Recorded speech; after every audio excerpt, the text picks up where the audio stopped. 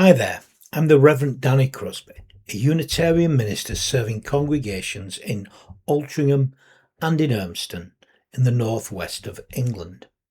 And I offer this devotion as a balm for the heart, for the mind, for the spirit, and for the soul. And it's titled, There Must Be Another Way, a way to unself just enough to remember each other. From Maria Popova, that quotation. It is said that soon after his enlightenment that the Buddha passed a man on the road who was struck by the Buddha's extraordinary radiance and peaceful presence. The man stopped and asked, "My friend, what are you? Are you a celestial being or a god?" "No," said the Buddha. "Well, then are you some kind of magician or wizard?" Again, the Buddha answered, "No." "Are you a man?" "No." "Well, my friend, what are you? What are you? What are you?" To which the Buddha replied, "I am awake." The Buddha was awake. He was fully conscious to all that is and all that will ever be. He was fully integrated. He did not see himself as separate. Well, I guess he didn't see himself at all. Now, it's not a claim I can make about myself, not really anyway. I can be self-conscious at times. I can be very overly aware sometimes of my shortcomings and my frustrations with myself. I'm not as bad as I once was. I'm not as locked into myself as I once was. I'm far more liberated than I was as a younger man. Some days I feel so free. Felt it last night singing with the choir. I mean, so free, flying free. But then other days I'm all caught up in my shortcomings, all wrapped up in the little mistakes and errors I make. Felt that a couple of days ago. Depends on the day, doesn't it, really? So I can't claim to be free, 100% free, flying free all the time. I'm not awake like the Buddha claimed to be. But I'm freer than I once was. I know as a child I was very self-conscious about my physical being, the way that I moved actually. It became excruciating by the time I was a teenager. When I was born, I walked I didn't have the best gait, shall we say. And there was a reason for that. It was a birth defect, if you like. I was born with underdeveloped nerve endings at the base of my spine. Something akin to spina bifida, really, but a very, very mild form, but related to that more extreme element. Just one of those things. People are. As a child, I remember being taken to physiotherapy every week and hating it, feeling so ashamed.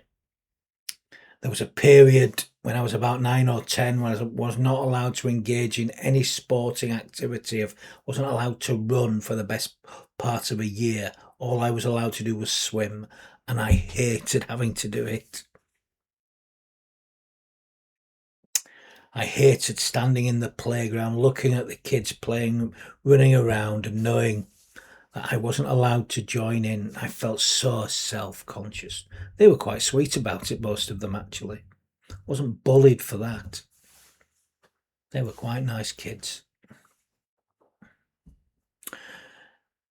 It was more in my teens though, when the pain of the self-consciousness grew. I was so overwhelmingly aware of the way that I moved, the way that I walked. I waddled. By the time I got to secondary school, it's interesting. People pick on you for these things. They didn't do it at primary school. Something changed, I guess. I still walk and I have a strange gait now, really, I guess. I remember there was a teenager walking down the street and being so painfully aware of how I moved, and a group of teenage girls my age walking towards me, or whenever I saw a girl walking towards me, I would be so conscious of my movements. I would try and disguise the way I walked and make myself look ridiculous, really. But in my head, it was like I was hiding this imperfection about myself. I must have looked a right sight, actually. I was just terribly self-conscious. I was locked into what I believed was wrong with me, obsessed with what I saw, my perceived imperfection. But you know what? If I'm honest with myself today, and I look back at myself today, I suspect if I hadn't had that birth defect, if I hadn't been born with this physical disability, I suspect that self-consciousness would still have manifested in other ways. For that was the real problem, really. I was locked into myself, and as a result, I was not fully conscious and awake. I felt separate, and I felt alone. I felt wrong. And I don't think it was anything to do with the nerve endings at the base of my spine at my birth. It was something else, something deeper. Now, one thing about this sense of feeling alone and wrong, if I've learned anything, I am not alone in this. So many feel this way. So many people suffer from extreme self-consciousness. They feel lost, they feel lonely, they feel cut off because they are locked in, obsessed, looking at what they perceive is wrong with them. In life, sometimes for some folk, it's harder to see what is right than what is wrong. And it isolates you. Not for everybody, by the way. Some people are the opposite extreme, aren't they? All they talk about is what's so wonderful about themselves. And I think they're probably the most dangerous, but I'm not talking about them today. Socrates is quoted as saying, "The unexamined life is not worth living." Now, I don't want to argue with Socrates and he was what they said he said, but I do wonder if the over-examined life can prove just as worthless as the unexamined life. It is so easy to get lost in ourselves, wrapped up in our own, caught up in our own underwear, to such an extent that it stops us living. We can become so self-conscious that we fail to become conscious at all of our life around us and the people in our lives. It's so easy to become wrapped up in our own perceived needs that we fail to live in the world with other people and then complain about feeling lonely. So yes, it's important to examine ourselves, to understand who we are, to understand what makes us tick. But I don't think that's an end in itself. That's not the final destination. A staging post, perhaps, on their spiritual adventure. But there is no end to it. There is no nirvana, actually, I guess, or no promised land, no heaven in the sense of geography. It's a way of being in the world. It's a way of living and breathing, not some place we're trying to get to, not some imagined Ithaca. And if we go by the Cavify poem, Ithaca's not the destination. What really is the destination is the beautiful journey that we're given to go on, that draws us to Ithaca. Now, I've had a few conversations of late with folks, nothing new in this, by the way, who've been really struggling with self-consciousness, really self-consciousness, often manifesting in pride, in their over-concern with what other people think of them.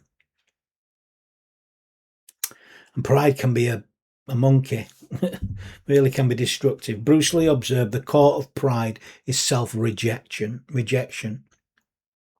And Agnes Martin knew when she cautioned that pride destroys freedom, joy, and creativity. She understood the dangers of pride. And of course, the ancient Greeks had a word for the ultimate self-consciousness, the most destructive form of pride. Hubris. A pride that puts yourself at the centre of the universe. And this strange and terrible kind of self-consciousness leads in the end to self-annihilation. Think of Narcissus. Narcissus, who was so obsessed and locked into his own reflection, staring into his own reflection in the water, that he drowned. He fell into it. Something the great tragedy writers have always understood, whether Sophocles or Shakespeare. And something we see in the monsters of history, and perhaps some of the world leaders we have today. So in love with themselves that they cause destruction. So caught up in their own mirror, their own reflection. Self-obsessed, vain, vanity, hubris. This overwhelming pride. Now, an antidote to this kind of, to the destructiveness of self-consciousness is creativity. Madeleine L'Angel wrote on this. Creativity is an act of discovering. The very small child, the baby, is still unself-conscious enough to take joy in recovering himself. He discovers his fingers. He gives them his complete unconscious concentration, the joy in his own little fingers. She continues. The kind of unself consciousness I'm thinking about becomes clearer to me when I turn to a different discipline. For instance, that's of playing a Bach fugue at the piano.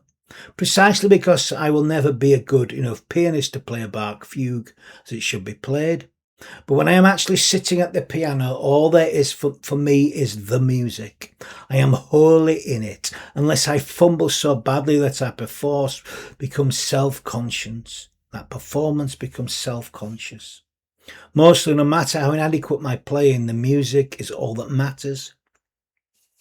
I am outside time, outside self, in play, in joy.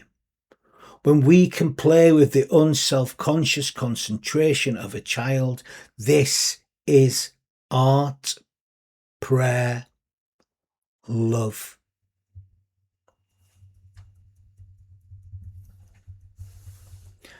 And I'm sure every one of us have activities that make us feel free.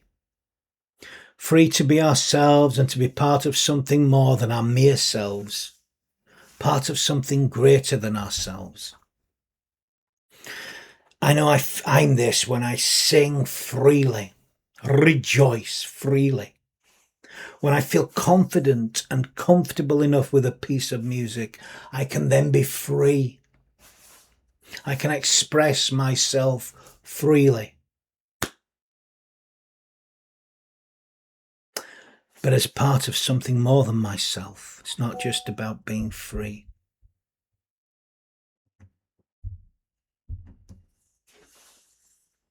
And when I feel free in song, I embody those words of Maria Popova. There must be another way. A way to unself just enough to remember each other, to grow a little more awake to this world that shimmers with wonder, of which any one's self is only a fleck.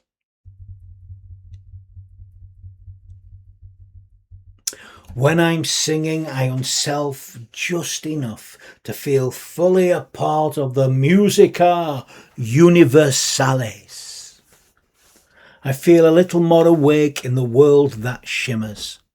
I am oneself in an incredibly interconnected universe. Negative self-absorption keeps us separate, locked into all that is wrong with ourselves and all that is wrong with the world. When you look at your own reflection in the mirror, in the water? What do you see? Do you see someone that you love? Do you see who you really are? Now, while we may see ourselves, warts and all, how many of us actually see the beauty spots too? Or do we just focus on what is wrong? And this is the kind of self-absorption the people I come into contact with seem to suffer from. In this ingrained negativity about oneself. People become preoccupied often with what is wrong with them, with their shame, rather than how wonderful they are. And the pride comes from worrying what people think of them, that they might see how they see themselves, that someone may see their flaws and therefore reject them. This kind of self-consciousness can become so consuming that it takes over our human interactions. I wonder how many of us suffer from this kind of commentary in life, this kind of commentary when we meet other people, when we go somewhere. How many have had it this week when meeting people, even people they know? What will they think of me? How do I look? If I say something, will they think I'm an idiot? And then as it continues, he gave me a funny look. He must have thought me a fool. Why on earth did I make that stupid remark? Gosh, I'm such a freak. Everybody's staring at me. Utter self-consciousness. This kind of inner dialogue can become so crippling. It can haunt us from the moment we wake up and continue all day long, eating away at our every decision. And because we doubt ourselves and every decision we make, we assume that everyone else must be doing exactly the same thing. This kind of self-consciousness can be crippling. It blocks us off almost entirely from the world around us. We become utterly consumed by self-consciousness. And we see everything from this self-conscious point of view, and what we see ain't pretty. So what can we do about this? How do we wake up to a greater consciousness? How do we break free from crippling self-consciousness? Well, in the gospel accounts, it is said that Jesus taught his followers that they must lose themselves in order to be found. That by emptying ourselves of our self-absorption, we begin to be filled with the spirit of neighbourliness, so that when we look deeply into the still waters, we are not drawn in by a narcissistic self-consciousness and self-loathing at our own reflection, but rather a deeper contemplation of our shared lives. We become conscious of all that is, all that has been, all that will ever be. By opening ourselves to and for others, we begin to shed that debilitating skin of self-consciousness. And it's a skin it's so easy to be imprisoned in. We got to lose this skin that I'm imprisoned in. I gotta lose this skin that I'm imprisoned in. Gotta lose this skin.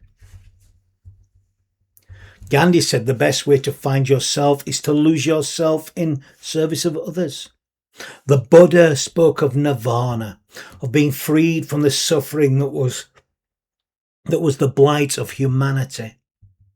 He showed that we all suffered, and that it was in seeing our suffering as individual that led to this sense of separation. He suggested that we needed to break through our suffering, not only to serve ourselves, but to reach a higher state of consciousness, a higher state of our true being, to be awake, like in the story earlier. That's what it means to be awake. That's what the Buddha was. Now, I said the over-examined life can be just as worthless as the unexamined life, but I'm not suggesting that we don't need to know ourselves. And of course, I'm sharing about that here. Of course, that's vital. But we mustn't get stuck there. We must not get lost there, and we must not see this as a destination. To know ourselves is part of the journey.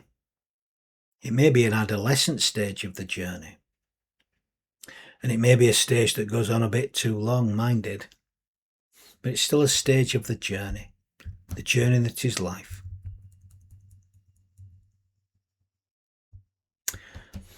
Now, I remember reading another antidote that fuels creativity, which I found in Forrest Church's wonderful book, Lifecraft. It's a book suggesting ways to make life an act of creation itself, a way to move from self-consciousness to consciousness. And he offered 3 simple suggestions for this, which he called the 3 E's. The 3 E's being empathy, ecstasy, and enthusiasm. And the key, he claimed, could be found in a literal understanding of these 3 words. Empathy, meaning to suffer or feel with another. Ecstasy, to stand outside ourselves. Enthusiasm, to manifest the God, the theos, within us. But it's already in us. So these 3. Empathy is a deep felt compassion. When we open our hearts empathically to another, we are courageously refusing to allow self-consciousness to stand in the way of a higher consciousness that comes into being as we feel what another is going through. In so doing, we serve both ourselves and the other person, as well as that higher consciousness that exists beyond our singular selves. Now, ecstasy has often been misunderstood as some kind of hedonistic state and therefore self-indulgent, but it's far from this. In its truest sense, what ecstasy actually does is it takes us out of ourselves and lifts us beyond the confines of our singular selves. In so doing, we transcend our self-consciousness and enter a realm to which purpose begins to emerge and meaning is found. Enthusiasm means to be filled with the Spirit, with holy energy, that theos in. Enthusiasm allows us to be fully involved and engaged in whatever it is that we're doing at the time, to become enthusiastic. Enthusiasm allows us to see beyond the confines that we have created. Forrest Church himself states that here once again consciousness displaces self-consciousness. We escape from our mirrored room. Its mirrors turn into windows, or the pond grows so still that we can see beyond our own reflection to the trees and clouds and birds and sun. There is, by the way, no higher form of spiritual practice. When we step out of our own shadow, consciousness replaces self-consciousness. And in so doing, we are set free to walk with others in our own faltering ways. Instead of being lost in what we believe is wrong with us, we are set free to do what we can in this, our shared world. And in so doing, we encourage others to do the same. And we do so as perfectly imperfect children of God.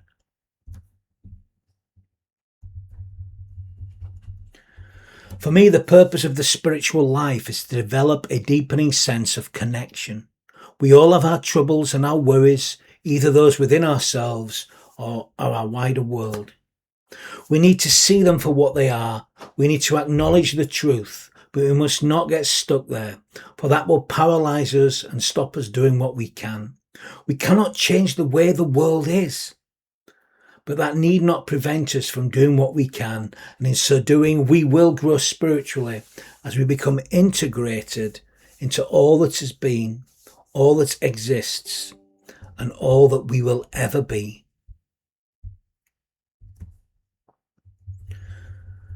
Now, as a kind of conclusion, I'd like to leave you with one final thought.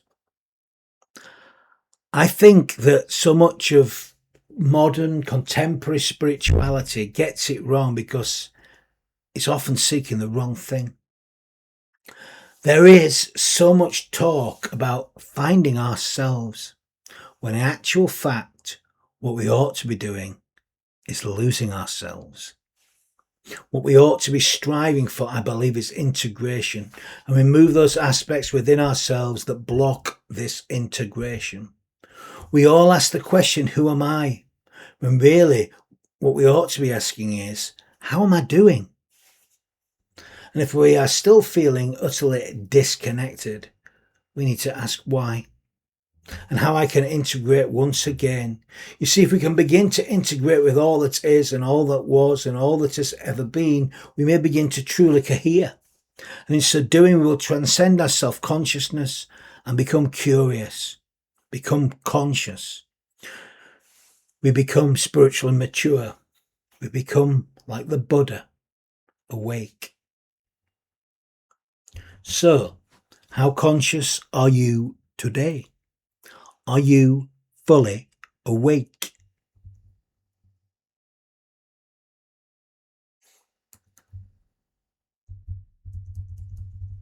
Yeah.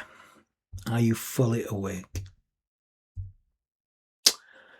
And if you're not, I found a way to unself just enough so that we remember each other, to remember we're part of something wonderful and greater than ourselves, to feel a little more awake in this world that shimmers, to know that our single selves are not just a fleck, but a vital part of the musica universalis.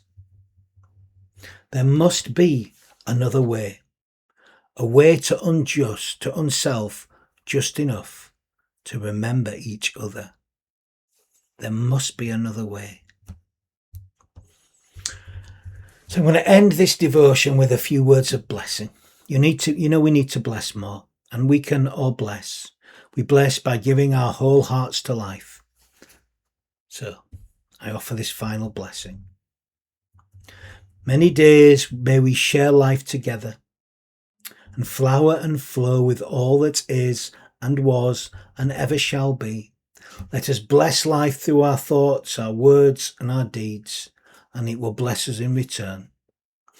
And may the love of God be with us all, and may it be so in all that we feel, in all that we think, in all that we say, in all that we do. Go in peace, go in love. Happy Easter. Amen.